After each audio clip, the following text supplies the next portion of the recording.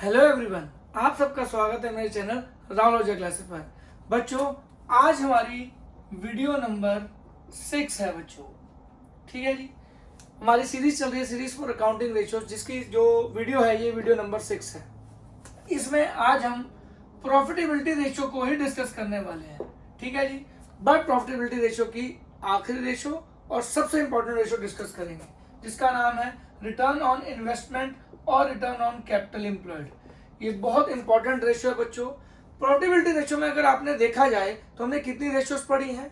हमने gross profit ratio पढ़ी, हमने नेट प्रॉफिट रेशियो पढ़ी, हमने ऑपरेटिंग प्रॉफिट रेशियो पढ़ी, हमने ये तीनों रेशियोज पढ़ी। ठीक है जी, तीनों प्रॉफिटेबिलिटी रेशियोज का पार्ट है। ये वीडियो आपकी 3 में है, ये वीडियो 5 में है और ये वीडियो 4 में है। ठीक है जी, इसके साथ मैंने आपको ऑपरेटिंग कॉस्ट रेशियो भी पढ़ाई थी। अब ये रेशियो और पर्टिकुलरली ये 3 रेशियो आपस में बहुत डिफरेंट है, पर आती प्रॉफिटेबिलिटी के अंदर ही है। सबसे बड़ी सिमिलरिटी क्या है, पहले ये देख लेते हैं। क्योंकि दोनों प्रॉफिटेबिलिटी रेशियोज का ही पार्ट है, तो ये परसेंटेज में कैलकुलेट होगी, ये भी और ये तीनों भी। पर डिफरेंस क्या है? अगर हम ग्रॉस प्रॉफिट रेशियो का बच्चों फॉर्मूला देखते हैं तो हमारा फॉर्मूला क्या होता है? ग्रॉस प्रॉफिट रेशियो का formula GP upon net sales oblique revenue from operation into 100। ठीक है जी, अगर हम नेट प्रॉफिट रेशियो का फॉर्मूला देखते हैं तो हमारा क्या होता है बच्चों? नेट प्रॉफिट अपॉन में रेवेन्यू फ्रॉम ऑपरेशन इनटू 100। अगर हम ऑपरेटिंग प्रॉफिट का रेशियो का फॉर्मूला देखते हैं तो हमारा क्या होता है? Operating profit upon net sales, जिसे हम रेवेन्यू फ्रॉम ऑपरेशन ही बोलते हैं, इनटू 100। ठीक है जी, अब यहाँ पे एक चीज देखिए, चाहे वो ग्रॉस प्रॉफिट रेशियो हो, चाहे वो आपकी नेट प्रॉफिट रेशियो हो, चाहे आपकी ऑपरेटिंग प्रॉफिट रेशियो, तीनों में डिनोमिनेटर क्या है? Net sales, that is revenue from operation. पर रिटर्न ऑन इन्वेस्टमेंट और रिटर्न ऑन कैपिटल एम्प्लॉयड में ऐसा नहीं है। ये तीनों रेशियोज हमें बताती हैं कि 100 रुपए की अगर हमारी, क्योंकि तीनों परसेंटेज में, तो क्या बताती है कि अगर 100 रुपए की हमारी नेट सेल्स है तो उसमें से कितना ग्रॉस प्रॉफिट होगा। 100 रुपए की अगर नेट सेल्स है तो कितना नेट प्रॉफिट होगा। 100 रुपए की अगर नेट सेल्स है तो कितना ऑपरेटिंग प्रॉफिट होगा। बट इस रेशियो का जो फॉर्मूला है, ऑल्दो ये प्रॉफिटेबिलिटी की वजह से परसेंटेज में तो कैलकुलेट होती है, बट इसका फॉर्मूला क्या होता है? Profit before interest, tax and dividend. I repeat, profit before interest, tax and dividend upon में capital employed into 100। तो यहाँ पे न्यूमरेटर और डिनोमिनेटर दोनों की कैलकुलेशन अपने आप में थोड़ी मतलब कंसेप्चुअल है और ज्यादा कॉम्प्लेक्स है। तो ये 3 ratios comparatively easy to calculate है, इजी टू कंप्यूट है देन दिस रेशियो। ये एग्जाम में भी बहुत बार पूछी जाती है, आपको सीए के अंदर भी काम आएगी, वाइवा में भी काम आ सकती है, या कोई भी कॉमर्स की प्रोफेशनल डिग्री करोगे तो रिटर्न ऑन इन्वेस्टमेंट से आपका पाला जरूर पढ़ना है। क्योंकि हर इंसान जब बिजनेस करता है तो चाहता है कि जितना वो कैपिटल एम्प्लॉयड लगा रहा है उस पर कितना परसेंट, कितना टका उसे प्रॉफिट हो रहा है। तो ये रेशियो बहुत इंपॉर्टेंट है। इसकी कंप्यूटेशन जितनी इंपॉर्टेंट है उतना इसका एनालिसिस भी इंपॉर्टेंट है। आज इस रेशियो को हम डिटेल में कवर करेंगे। बच्चों, इस क्लास की, इस वीडियो की लेंथ थोड़ी बड़ी हो सकती है क्योंकि इसमें हमें एक एक इंग्रेडिएंट को पढ़ना है, एक एक एलिमेंट को पढ़ना है। आपसे रिक्वेस्ट होगी आप पॉज करके साथ साथ इसको बना लीजिएगा, इसके नोट्स, एंड कमेंट सेक्शन में अगर कोई भी डाउट होगा तो आप मुझे बता दीजिएगा। मैं कोशिश करूंगा जल्दी से जल्दी उसको सॉल्व करके आपको रिप्लाई भी करूं और आपको सॉल्व करके दूं उसको। ठीक है जी, अब हम पहले तो हमें ये क्लियर हो गया भाई कि बाकी प्रॉफिटेबिलिटी रेशियो और return on investment, return on capital employed में डिफरेंस क्या है। अब हम शुरू करते हैं इसकी डिटेल्ड कैलकुलेशन एंड कंप्यूटेशन।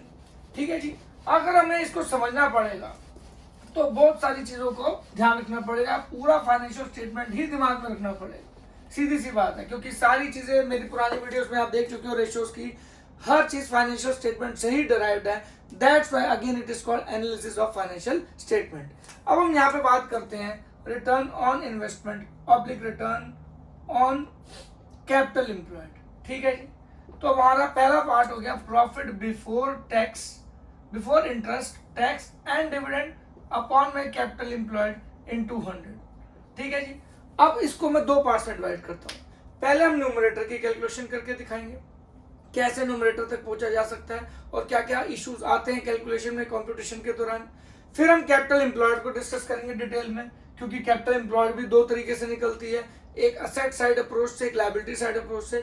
तो इसमें भी पूरा कंसेप्ट आपको चाहिए, तो एक एक करके चलते हैं स्टेप बाय स्टेप। इस रेशो के लिए और फिर लास्ट में पढ़ेंगे कि क्या इस रेशो का मतलब है।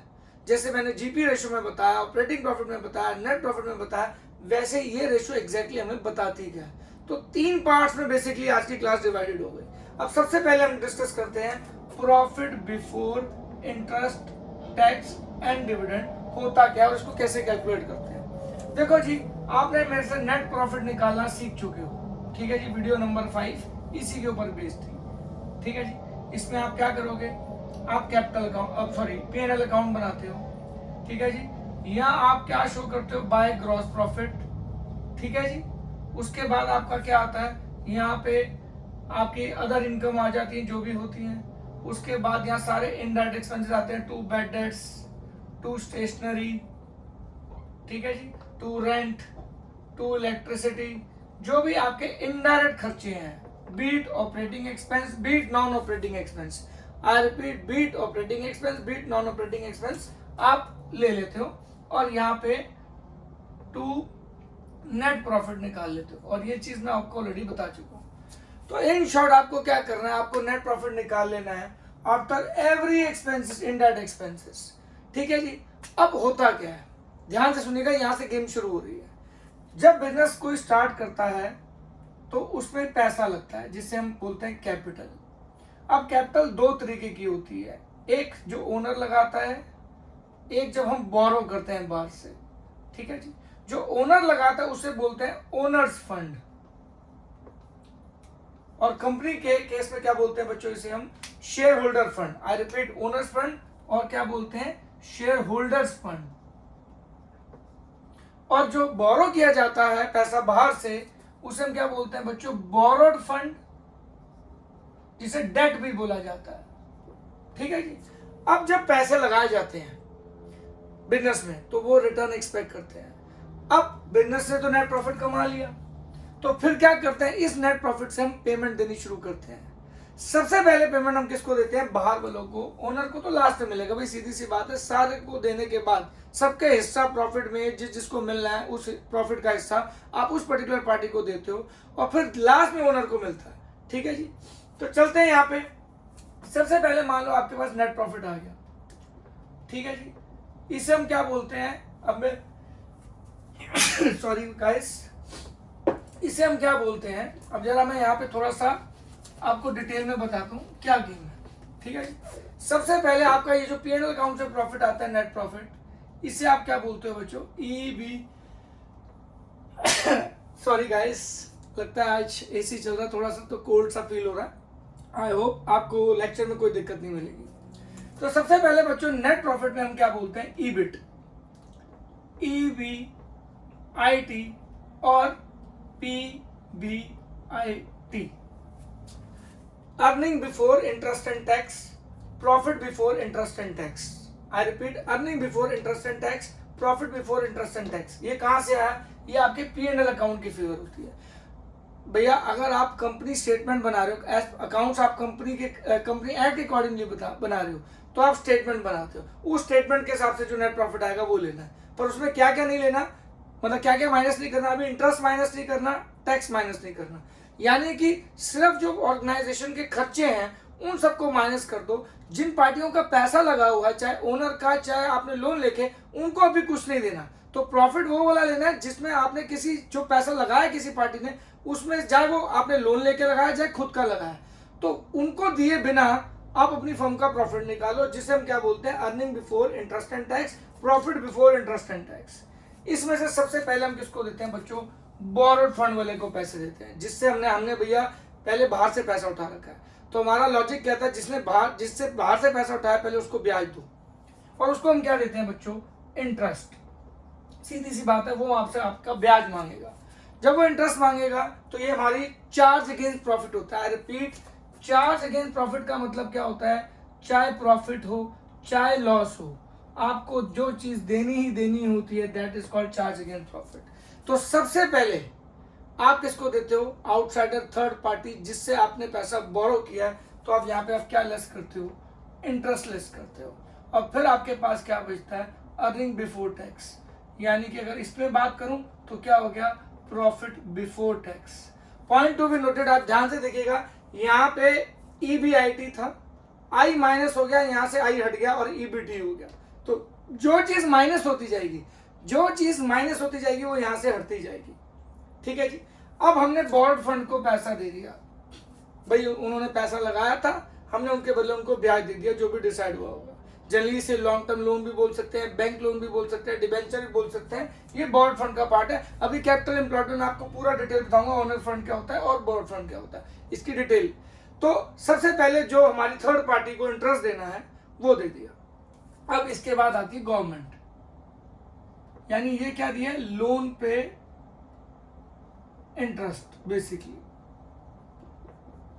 ठीक है जी। तो पहले इंटरेस्ट की पेमेंट होगी। अब गवर्नमेंट अपना शेयर मांगती है, भाई हमने आपको फैसिलिटी दिया, एनवायरनमेंट दिया बिजनेस करने के लिए, हमारा शेयर लाओ प्रॉफिट से जो आपने कमाया, हमने आपको एक स्टेबल एनवायरनमेंट दी है, पॉलिसी दी है काम करने के लिए। तो उसके बाद हम क्या देते हैं उनको, टैक्स। याद रखना ये सीक्वेंस, पहले आप किसको देते हो, जिससे पैसा आपने उधार लिया उसको ब्याज देते हो, फिर आप क्या लेस करते हो, गवर्नमेंट का जो पैसा होता है, गवर्नमेंट का शेयर होता है उस प्रॉफिट के अंदर, जिसे हम क्या बोलते हैं, टैक्स। टैक्स लगने के बाद क्या बचेगा, अब ये हो जाएगा earning after tax, profit after tax. ठीक है जी। इन शॉर्ट, यहां से आपने पीएनएल उठाया, इसको यहां लिया जिसे ईबिट बोलते हैं, उसमें से ब्याज माइनस किया, फिर टैक्स माइनस किया, फिर अर्निंग आफ्टर टैक्स आ गया। सीक्वेंस हमेशा याद करना, पहले इंटरेस्ट फिर टैक्स। अब ये मिलेगा ओनर को। अब ओनर को आप सारा प्रॉफिट नहीं देते हो, कुछ कुछ प्रॉफिट देते हो। तो जो प्रॉफिट आप ओनर को देते हो उसे हम बोलते हैं डिविडेंड। मैं एक क्लास बेसिक की जरूर बनाऊंगा जिसमें मैं इक्विटी शेयर, प्रेफरेंस शेयर और डिबेंचर का कंपैरिजन बिल्कुल टैबुलर फॉर्म में आपको बताऊंगा, और कैसे उनकी काउंटिंग की जाती है वो भी बताऊंगा। तो वो अभी नहीं, अभी सिर्फ इतना याद रखिएगा, जो भी पैसा, क्योंकि आपने किसको दे दिया, बोरोअर को दे दिया, जिससे आपने बोरो किया था उसको दे दिया। ठीक है। उसके बाद आपने गवर्नमेंट को भी दे दिया टैक्स। अब उस प्रॉफिट की हिस्सेदारी किसकी है, ओनर की। तो इसमें से जो ओनर को देते हैं उसे हम क्या बोलते हैं बच्चों, डिविडेंड। क्या देते हैं, डिविडेंड। और इसके बाद जो आता है वो प्रॉफिट और loss transfer to balance sheet आ जाता है, कि भाई अब ये हमारे पास अभी पड़ा हुआ है डिविडेंड देने के बाद, फ्यूचर के लिए अनफोर्सीन इवेंट है। ठीक है जी। तो ये हमारी सीक्वेंस होती है बच्चों। अब पेपर में आपको ये गिवन होगा, मैं आपको बात बता रहा हूं, आपको देखो ध्यान से, यहाँ पे बहुत बड़ा पॉइंट है, बहुत बड़ा कैच है, प्लीज जरा ध्यान से सुनिएगा। यहां तक तो आपको समझ आ गया कि ये चीज निकालते कैसे हैं। ठीक है जी। अब असली कैच यहां से शुरू होने वाला है आपका, और वो कैच क्या है कि आपका रिटर्न ऑन इन्वेस्टमेंट का फॉर्मूला क्या है, profit before interest, tax and dividend upon capital employed in 200। और पेपर में आपको क्या होगा ना, ये सारी चीजें आफ्टर, ये वाली चीज आइटम गिवन होगी, ये सारी चीजों के बाद। अब हमें जाना है ऊपर, उल्टा, क्योंकि फॉर्मूले के हिसाब से ये वाला प्रॉफिट जो होगा इस फॉर्मूले में फिट होता है, बट क्वेश्चन में हमें यही चीज गिवन होगी। और अगर आप यही चीज उतार के डिवाइड बाय कैपिटल एम्प्लॉयड से डिवाइड करके मल्टीप्लाई इनटू 100 कर दोगे तो आपका बिल्कुल गलत आंसर आएगा। आपको क्या करना है, आपको ईबिट चाहिए, यानी कि जो आपने बिजनेस से प्रॉफिट निकाला है बिना किसी पार्टी को, जो जिन भी पार्टीज का पैसा लगा, चाहे खुद का चाहे बाहर वालों का, बिना, और गवर्नमेंट का, बिना उनको दिए वो प्रॉफिट आपको ऊपर रखना है। और क्वेश्चन में गिवन क्या होगा, जो फाइनली आपकी बैलेंस शीट में आ रहा है सब पार्टीज को देने के बाद। तो आपको क्या करना पड़ेगा, आपको उल्टा चलना पड़ेगा। और उस उल्टे की कैलकुलेशन में क्या होगा, अब यहाँ ये मान लो, पहले इसको हम एक एग्जाम्पल लेके समझते हैं। मान लो ईबिट आपको 1,10,000 गिवन है, एग्जाम्पल, बिल्कुल। पहले इसके कैलकुलेशन लेके चलता हूँ इजी बनाने के लिए। ठीक है, ये समझ आ जाएगा, फिर इसका अगला पार्ट कैपिटल एम्प्लॉयड होगा। ठीक है जी। तो ईबिट में से पहले आई लेस कर देंगे। मान लो आपके पास 10 लाख का लोन है, 1 2 3 4 5 6 @10% पर एनम। ठीक है जी। तो आपका कितना ब्याज बना जी, इसमें 1 लाख का लोन कर दो तो मान लो 10,000 रुपए का ब्याज हो गया। ठीक है जी। मतलब आपके 1 लाख का लोन था आपके पास, 1 लाख का डिबेंचर लगा लो, लोन लगा लो, बैंक लोन लगा लो, कोई भी, जिसमें आपको 10% ब्याज देना था। तो वो 10 पहले हम किसको देंगे, जिससे हमने बोरो किया, तो 10,000 लेस कर देंगे। ये 1 लाख आपका किसका आ गया, अर्निंग बिफोर टैक्स। जो आई हट गया मतलब वो चीज आफ्टर होगी, जो चीज हट जाती है वो आफ्टर होगी। अब इसमें मान लो 30% टैक्स रेट है। ठीक है जी। टैक्स रेट कितना है जी, 30%। 1 लाख का 30% कितना हो गया, 30,000। तो अर्निंग आफ्टर टैक्स कितनी होगी बच्चों, 70,000। रिपीट कितनी हो गई, 70,000। यहाँ तक कोई डाउट है तो बताइए। अब इस 70,000 में से हम क्या करें बच्चों, मान लो डिविडेंड यहाँ पे कितना है बच्चों, आपका 10,000 है। तो फाइनल जो आपका बैलेंस शीट में जाएगा, profit and loss transfer to balance sheet, वो कितना हो जाएगा 60,000। अब आपको पेपर में ये गिवन है और उल्टा जाके ये आपको चाहिए, और ये आपके इस रेशो में यहाँ पे आएगा। ये इतना इजी नहीं है, बच्चे बहुत कंफ्यूज होते हैं। अब क्या है, मान लो अगर ये गिवन है तो उल्टा चलते हैं, ठीक है जी। ये 60,000 यहाँ गिवन है और हमें यहाँ पे पूछना है, तो कैसे पूछा जाएगा, यहाँ क्या चीज देखना। सबसे पहले ये क्या हो गया भैया, profit and loss transfer to balance sheet, ठीक है जी। अब लॉजिक क्या होगा, बेसिकली ये किस में से आया होगा, डिविडेंड हम इसमें से माइनस किया होगा, किस में से, प्रॉफिट अर्निंग आफ्टर टैक्स में डिविडेंड माइनस किया होगा तो ये आया होगा, ठीक है जी। तो मान लो डिविडेंड की आपको गिवन है, क्वेश्चन में डिविडेंड गिवन होगा तो 10,000। अब आप उल्टा चल रहे हो तो इसमें ये चीज ऐड हो जाएगी, तो ये कितना हो जाएगा 70,000, क्योंकि आप उल्टा चल रहे हो। यहां से यहां चल रहे थे तो आप चीजें माइनस करते जा रहे हो, यहां से आप ऊपर जा रहे हो तो आपको सारी चीजें क्या करनी पड़ेंगी, ऐड। इसलिए 60 गिवन था, 10 गिवन था, ये ऐड करके कितना हो गया 70,000। अब सबसे बड़ी गलती जो बच्चे करते हैं, सबसे बड़ी गलती, मान लो यहाँ पे क्या था, शुरू से लिख ही लेते हैं, ईबिट हमें ये निकालना है, माइनस आई, ये हमारा 10,000 हमें गिवन ही होगा, ठीक है जी। और इसको माइनस करके हमारा क्या आता था, ईबीटी, ठीक है जी, ये भी हमें भी गिवन नहीं है। और इसमें से टैक्स माइनस होता है तो ये 70,000 आता है। यही सेम चीज मैंने आपको एज इट इज उतार दिया है, पर अब हमें यहाँ पूछना ऊपर, हमें 10,000 मालूम था, ये 70 हो गया। अब लोग क्या करते हैं, आइडली 30% टैक्स रेट है तो इसका 30% माइनस करके ये आता है, बच्चे क्या करते हैं इसी का 30% निकाल लेते हैं। ये सबसे गलत स्टेप है बच्चों, मैं बार बार बोल रहा हूँ, ये इस पर ध्यान देना। हमें अर्निंग आफ्टर टैक्स गिवन है, यानी और बिफोर टैक्स पे जाना है, यानी कि अगर 100 रुपए की अर्निंग है, 30 रुपए टैक्स कटने के बाद जो अर्निंग है वो गिवन है, तो इसका 30% कैसे निकाल दोगे आप, ये गलती मत करना। इसमें क्या करना, ये 70,000 है, ठीक है जी। अब इसमें 30% टैक्स कटा हुआ तो ये कितने परसेंट होगी, ये 70% होगी। तो डिवाइड बाय 70% करोगे तो 100 ऊपर आ गया, यानी 1 लाख रुपीस आपकी एक्चुअली अर्निंग है। यहाँ पे आपका कितना आ जाएगा 1 लाख रुपीस, और 1 लाख का 30% निकालते हो तो 30,000 आपका क्या आ जाएगा, टैक्स। ये सबसे इंपॉर्टेंट कैलकुलेशन है, 12th में भी, सीए में भी बहुत बार पूछी जाती है, जिसमें आपको उल्टा चलना है। तो अगर कभी आपको ऐसा आ जाए तो आप सिर्फ क्या करना, जब आप उल्टा चल रहे हो तो जो अर्निंग आफ्टर टैक्स आपको गिवन है, तो 100 में से अगर 30% टैक्स रेट है तो कितनी रहेगी 70%। तो अगर ये 70 है तो 100% कितनी होगी, यानी divide by 70 into 100। Unitary method लगा दे कि 70 अर्निंग पे आपकी 70,000 है, 1 पे कितना होगा 70 बाय 1% पे कितना हो जाएगा 70,000 बाय 70, और 100% पे कितना हो जाएगा इंटू 100। तो ये यूनिटरी मेथड से आपका ये 1 लाख आ गया, और अगर 1 लाख का 30% टैक्स निकालते हो तो 70,000 आपका टैक्स अर्निंग आफ्टर टैक्स आ जाएगा।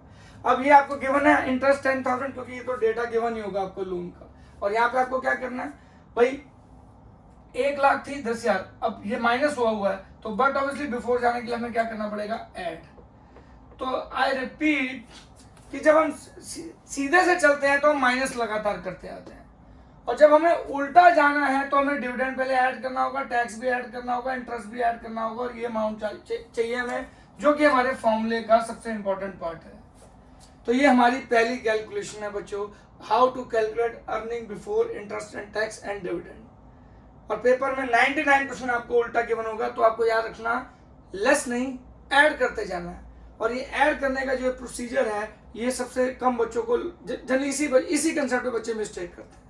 तो आई होप ये वाला कंसेप्ट आपको बिल्कुल अच्छे से समझ आया होगा, जिसमें हमारे पास आ गया profit before interest and tax and dividend, यानी कि जितना भी किसने पैसा लगाया है, चाहे खुद ने चाहे आउटसाइडर ने, उनको देने से पहले जो हमारी अर्निंग है वो अर्निंग होती है हमारी profit before interest tax and dividend. यानी उनको इंटरेस्ट दिए बिना, उन गवर्नमेंट को टैक्स दिए बिना, डिविडेंड दिए बिना हमारी अर्निंग हमें चाहिए ताकि हम ये निकाल सके कि कितने पैसे पे हमें कितना रिटर्न आया उनको देने से पहले।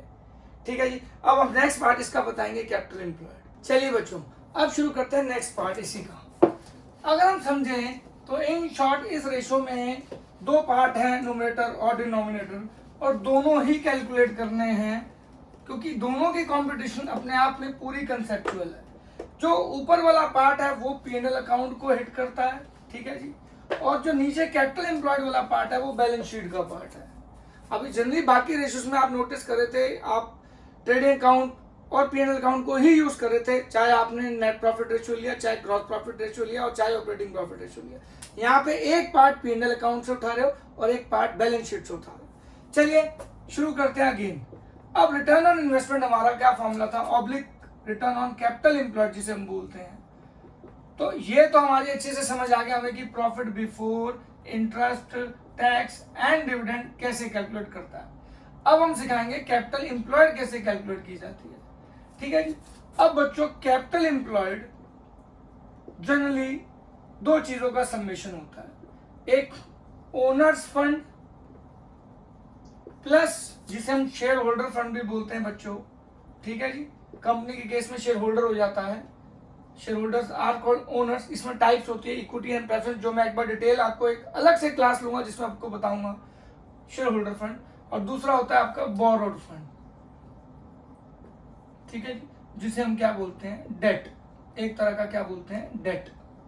इसको खाली इक्विटी भी बोलते हैं, I repeat, equity share holder नहीं, खाली इक्विटी भी बोलते हैं।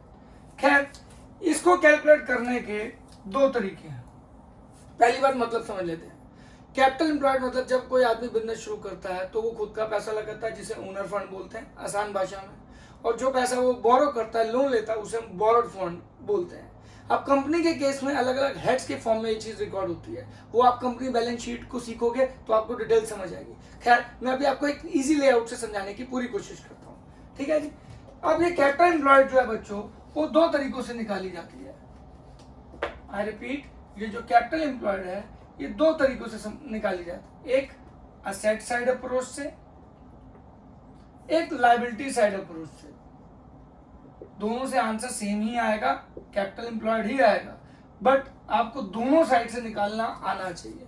जनरली लोग बच्चे क्या करते हैं, एक ही साइड से रट्टा मार लेते हैं और क्वेश्चन करने की कोशिश करते हैं।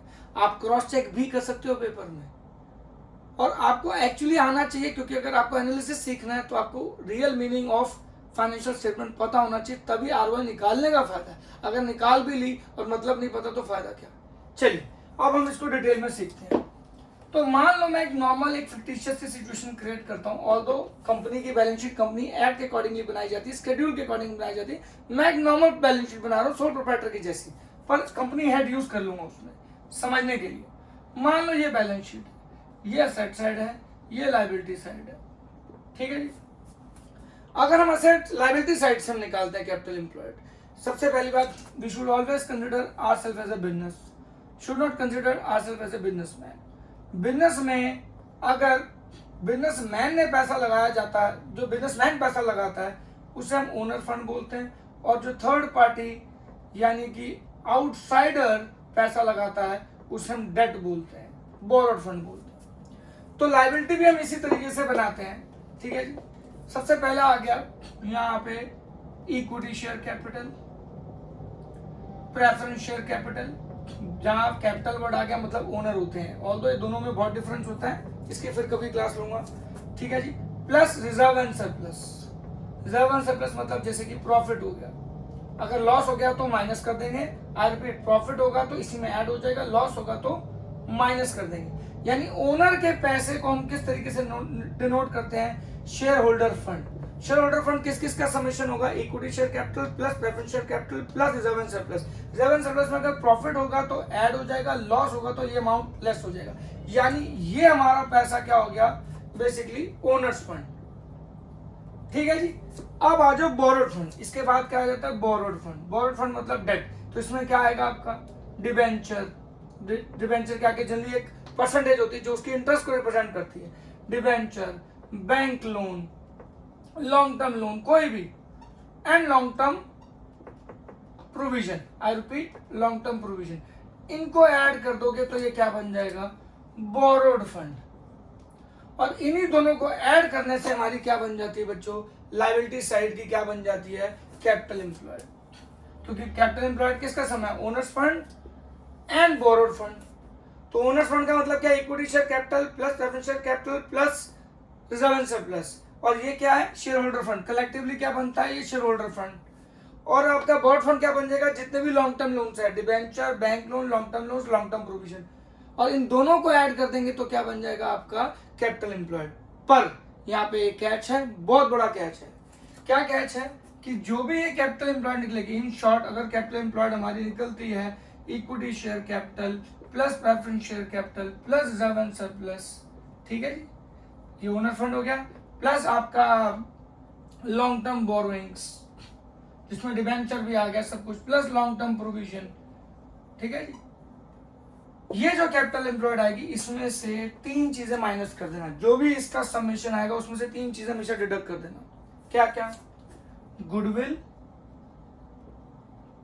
Fictitious asset and non trade investment. ये क्या होता है मैं अभी डिटेल में बताऊंगा आपको, पर ये अभी लेस कर देना।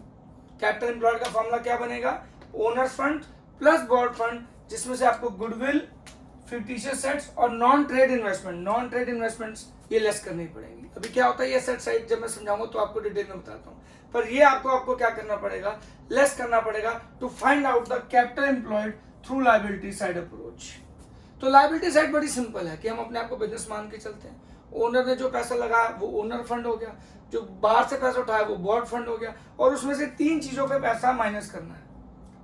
क्यों, क्योंकि जनरली इन 3 चीजों पे पैसा आपका लगा ही नहीं हुआ, ना फिक्टिशियस साइड में पैसा लगा है, ना नॉन ट्रेड इन्वेस्टमेंट में पैसा लगा है, ना गुडविल में लगा है। अभी मैं इसको थोड़ा डिटेल क्लियर करता हूँ, बस इतना बताता हूँ क्योंकि हम कैपिटल एम्प्लॉयड में वो कैपिटल एम्प्लॉयड लेते हैं जो हमारे बिजनेस में लगी हुई है। ये पैसा हमारा बिजनेस में नहीं लगा हुआ है, इसलिए कैपिटल एम्प्लॉयड की कैलकुलेशन में इसको माइनस करना है। क्यों करना है, डिटेल अभी एसेट साइड के अप्रोच से मैं आपको दोबारा समझाता हूँ। यहाँ तक समझ आ गया, इसको नोट कर लीजिएगा प्लीज, पॉज करके फिर मैं एसेट साइड शुरू करता हूँ, ठीक है जी। चलिए अब वापस आते हैं अगेन। अब सोचिए कैपिटल एम्प्लॉयड में ही कितना कुछ है सीखने के लिए, मतलब ये रेशो अपने आप में इसकी कंप्यूटेशन ही कितनी खतरनाक है, और ये आपके बहुत सारे पर्पस में यूज हो सकती है। आपने मेरी एक वीडियो देखी होगी ट्रेडिंग ऑन इक्विटी की, उसके अंदर ये पूरा कंसेप्ट यूज होता है आरओआई का, आप जरूर देखिएगा। ट्रेडिंग इन ऑन इक्विटी आपका 12th का बिजनेस स्टडीज का कंसेप्ट है, आपको बहुत यूजफुल लगेगी वो वीडियो भी। चलिए तो अभी हम बात करते हैं कैपिटल एम्प्लॉयड, ठीक है जी। अब यहाँ पे कैपिटल एम्प्लॉयड कैसे निकालते हैं, अगेन ये लायबिलिटी साइड, ये असेट साइड। असेट साइड में आ गए यहाँ पे non current assets. Current asset मतलब जो नॉन करंट, मैंने आपको लिक्विडिटी रेशियो बताया था, जो 1 साल में कन्वर्ट हो जाए वो करंट, जो 1 साल से कैश में ज्यादा टाइम ले वो नॉन करंट होता है। जनरली क्या होगा, ये फिक्स असेट, पर point to be noted guys, इसको कभी भी फिक्स असेट मत लेना, यहाँ पे लेना हो तो हमेशा क्या लोगे, नेट फिक्स असेट्स। यानी अगर कोई फिक्स असेट गिवन भी है तो उसमें से डेप्रिसिएशन, एक्यूमुलेटेड डेप्रिसिएशन लेस कर देना। I repeat, non current asset के अंदर नेट फिक्स असेट गिवन होना चाहिए। अगर सिंपल फिक्स असेट गिवन है तो आपको क्या करना पड़ेगा, क्या करना पड़ेगा बच्चों, यहाँ पे फिक्स असेट के अंदर आपको एक्यूमुलेटेड डेप्रिसिएशन माइनस करना पड़ेगा, और अगर सीधा नेट फिक्स असेट गिवन है तो आप वो उठा लीजिएगा, ठीक है जी। यहां तक आपको समझ आ गया नॉन करंट असेट्स। उसके बाद आता है नॉन करंट इन्वेस्टमेंट्स, ठीक है जी। ऑल्दो वैसे तो इसी का ही पार्ट होता है, पर यहाँ मैं अलग से लिख रहा हूँ। नॉन करंट इन्वेस्टमेंट्स क्या होती है, जो 1 साल से ज्यादा की इन्वेस्टमेंट हो, करंट मतलब जो 1 साल के अंदर हो, ठीक है जी। अब यहाँ पे नोटिस कीजिएगा कि नॉन करंट इन्वेस्टमेंट्स को आप तभी कंसिडर करोगे इसका पार्ट जब ये ट्रेड इन्वेस्टमेंट्स होंगी, और अगर क्वेश्चन साइलेंट है तो सारी investment non current investment trade investments होंगी। अब ये ट्रेड इन्वेस्टमेंट्स क्या होती हैं बच्चों, मान लो मेरी कंस्ट्रक्शन कंपनी जैसे कि डीएलएफ, ठीक है जी। अब मैंने अंबुजा सीमेंट के शेयर्स खरीद लिए या फिर एसीसी कंपनी के शेयर्स खरीद लिए, मान लो आपने आदित्य बिरला ग्रुप के शेयर्स खरीद लीजिए, तो अब क्या होगा, अब मेरी डीएलएफ की कंपनी है जो कि कंस्ट्रक्शन और इंफ्रास्ट्रक्चर की कंपनी है। अब इसने उस कंपनी में इन्वेस्ट किया जिससे मेरा खुद का ट्रेड प्रमोट होता है, तो मैंने किसी और कंपनी के शेयर्स खरीदे जिससे मेरा ही बिजनेस प्रमोट होता हो, क्योंकि मैं कंस्ट्रक्शन कंपनी हूं तो बाय डिफॉल्ट मेरा ही बिजनेस प्रमोट होगा उससे, तो वो क्या हो जाएगी, ट्रेड इन्वेस्टमेंट। यानी एक बिजनेस जो अपनी दूसरी कंपनी के शेयर्स खरीदता है अपने बिजनेस को प्रमोट करने के लिए उसे ट्रेड इन्वेस्टमेंट बोलते हैं, और जो ऐसा ना हो वो नॉन ट्रेड इन्वेस्टमेंट होती है। तो याद रखना, अगर क्वेश्चन में साइलेंट हो तो सारी नॉन ट्रेड इन्वेस्टमेंट आपको क्या लेनी है, ट्रेड इन्वेस्टमेंट, और अगर वो ट्रेड इन्वेस्टमेंट नहीं है तो आपको कैपिटल एम्प्लॉयड में से लेस कर देनी है। और अगर एसेट साइड से अप्रोच ले रहे हो तो ये ऐड ही नहीं होगी, तो ये ऐड ही नहीं होगी फॉर्मूले में। ठीक है जी, आई रिपीट, इसको मैं दोबारा क्लियर कर देता हूँ कि पहली बात आप सिंपल से समझो कि आपको यहाँ पे एसेट साइड लिया, एसेट साइड के अंदर नॉन करंट एसेट लिए जो कि आपका नेट फिक्स एसेट्स होगा, नॉन करंट इन्वेस्टमेंट होगी, हमेशा ये क्या होनी चाहिए, सारी की सारी ट्रेड इन्वेस्टमेंट होनी चाहिए। फिर आप क्या लोगे, करंट एसेट्स, यही होगी आपकी एसेट साइड। ध्यान से कि पहले नॉन करंट एसेट्स हो गए, फिर नॉन करंट इन्वेस्टमेंट होगी, फिर करंट एसेट्स हो गए। एसेट साइड का टोटल हमेशा लायबिलिटी साइड के टोटल के इक्वल होगा। अब यहाँ लायबिलिटी साइड क्या होती है, शेयर होल्डर फंड यानी कि ओनर फंड। सबसे पहले ओनर पैसा लगाते हैं, तो इसमें क्या हो गया, equity share capital, preference share capital and reserve and surplus. फिर आपका आ गया बोरोड फंड, जिसमें आपका क्या आ गया, long term borrowings and long term provisions. ठीक है जी, एंड लॉन्ग टर्म प्रोविजंस। और उसके बाद क्या आती है, करंट लायबिलिटी। ठीक है जी, अब एसेट साइड का टोटल लायबिलिटी साइड के टोटल के इक्वल होता है। ठीक है जी, अगर मुझे ये दोनों निकालने हैं, कैपिटल एम्प्लॉयड तो यही दोनों है, तो मैं ये तीनों को ऐड करके basically this one and this one, यानी कि non current assets plus non current investments, तब अगर ये सारी ट्रेड इन्वेस्टमेंट है तो, नहीं तो मुझे ये ऐड ही नहीं करना। ठीक है जी, तो मान लो एक ट्रेड है non current investment plus current assets, total आ गया इस एसेट साइड का, इसमें यानी ये टोटल जो यहाँ आएगा वो यहाँ भी लिख सकता हूँ, और इसमें से अगर मैं टोटल में से अगर ये माइनस कर दूं तो बैलेंसिंग फिगर यही बचेगी या नहीं बचेगी। तो इन शॉर्ट कैपिटल एम्प्लॉयड का फॉर्मूला क्या बन सकता है बच्चों, non current assets plus non current investments plus current assets minus current liability equal to क्या बन जाएगा आपका कैपिटल एम्प्लॉयड। और current asset minus current liability क्या होता है बच्चों, मैंने आपको लिक्विडिटी रेशियो में बताया था वीडियो नंबर 2 में, ये हमारा क्या होता है, नेट वर्किंग कैपिटल।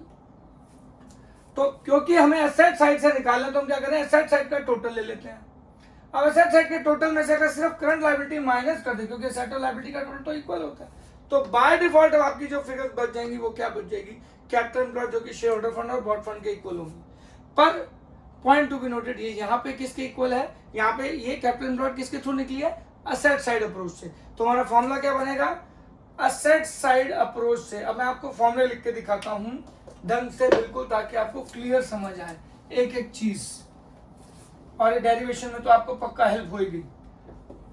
तो अगर हम देखा जाए, मैं इसको मिटा देता हूं अब, इन शॉर्ट अगर हम देखें तो हमारी कैपिटल एम्प्लॉयड दो साइड से निकलती है, एक एसेट साइड से, एक लायबिलिटी साइड से।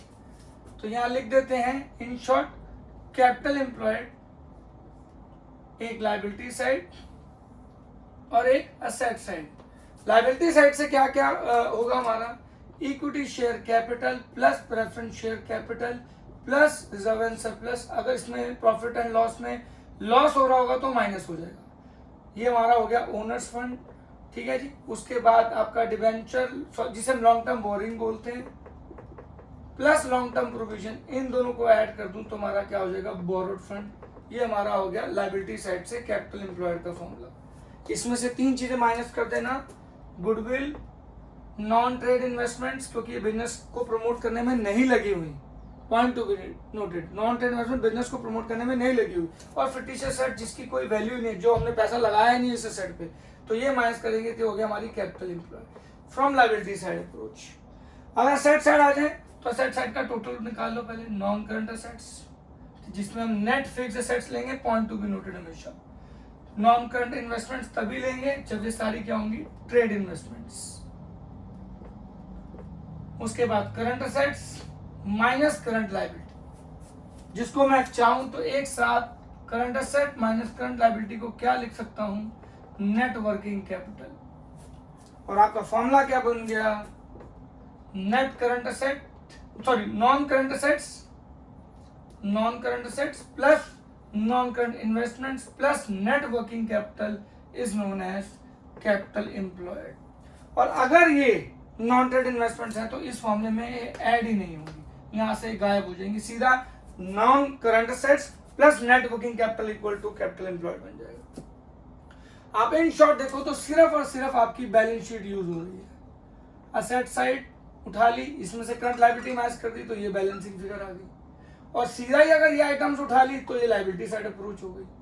तो एक बैलेंस शीट को दिमाग में रख के आपने कैपिटल एम्प्लॉयड निकाल दी असेट साइड से और लायबिलिटी साइड से। आई होप बहुत बढ़िया तरीके से आपको इसकी कॉम्पिटिशन समझ आई होगी।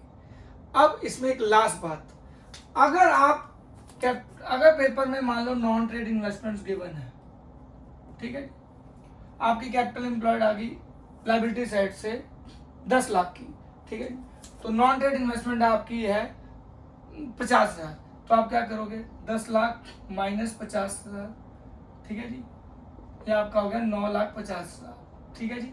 ये लायबिलिटी साइड से मैंने निकाली कि अगर लायबिलिटी साइड से आपकी नॉन टोटल कैपिटल एम्प्लॉयड आपकी आ रही थी 10 लाख, आपको नॉन ट्रेड इन्वेस्टमेंट गिवन है, ठीक है जी, तो ये हमारी क्या हो जाएगी बच्चों 9.5 लाख हो जाएगी।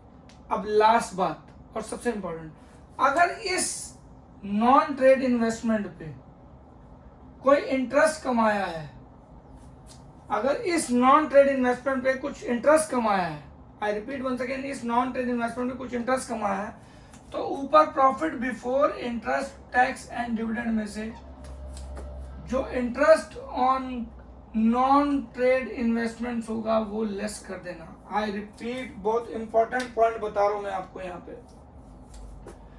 क्या बता रहा हूं बच्चों, अगर आपका profit before interest and tax dividend given है और यहाँ पे नॉन ट्रेड इन्वेस्टमेंट्स गिवन है, जो भी आपकी नॉन करंट इन्वेस्टमेंट्स है वो नॉन ट्रेड इन्वेस्टमेंट्स है, मतलब ट्रेड से रिलेटेड नहीं है, तो उसमें कमाया हुआ इंटरेस्ट भी लेस कर दोगे। ऐसा क्यों? इन शॉर्ट, मतलब अगर मैं लॉजिक बताऊं तो क्या बनेगा, ध्यान से सुनिएगा यहाँ पे, profit before interest tax and dividend upon में कैपिटल एम्प्लॉयड इन 200 आप ले रहे हो। अगर यहाँ पे नॉन करंट इन्वेस्टमेंट्स, जिसे हम नॉन, अगर वो सारी की सारी नॉन ट्रेड इन्वेस्टमेंट अगर आप वो यहाँ नहीं लोगे, तो इस इन्वेस्टमेंट पे अगर कोई इंटरेस्ट कमा रखा है, इंटरेस्ट या income on non trade investments, तो ये भी माइनस हो जाएगी, क्योंकि अगर नीचे वो कैपिटल एम्प्लॉयड का हिस्सा नहीं है तो प्रॉफिट में उससे कमाई हुई इनकम भी उसका हिस्सा नहीं होगा। ये बहुत प्यारा इंपॉर्टेंट है आपकी ROI निकालने का, बहुत ही प्यारा पॉइंट है ROI निकालने का। अब लास्ट पॉइंट, इसका क्या मतलब है? ROI का मतलब क्या है बच्चों? रिटर्न ऑन इन्वेस्टमेंट और oblique return on capital employed. मान लो बच्चों ये 20% आती है, तो इसका मतलब क्या है, हर 100 रुपए की कैपिटल पे आपको 20 रुपए का रिटर्न मिल रहा है। यहाँ पे नेट सेल्स नहीं ली जा रही, यहाँ कैपिटल एम्प्लॉयड ली जा रही है। यानी अगर आपने 100 रुपए बिजनेस में इन्वेस्ट किए, चाहे खुद के चाहे बोरो करके, उस पर आपको 20 रुपए का रिटर्न मिल रहा है, जो आप डिस्ट्रीब्यूट करते हो खुद में, गवर्नमेंट में, और जिसे बोरो किया, और इससे आपको पता लगता है कि आपका पैसा बिजनेस में जो लगा है वो एफिशिएंटली यूज हो रहा है या नहीं हो रहा। आई होप आज की क्लास आपको समझ आई होगी, आज का वीडियो बहुत समझ आया होगा। इन केस कोई भी डाउट होगा please do let me know in comment section. मैं बहुत जल्दी टर्नओवर रेशो के साथ आपके पास आऊंगा दोबारा। तब तक के लिए जय हिंद, जय भारत।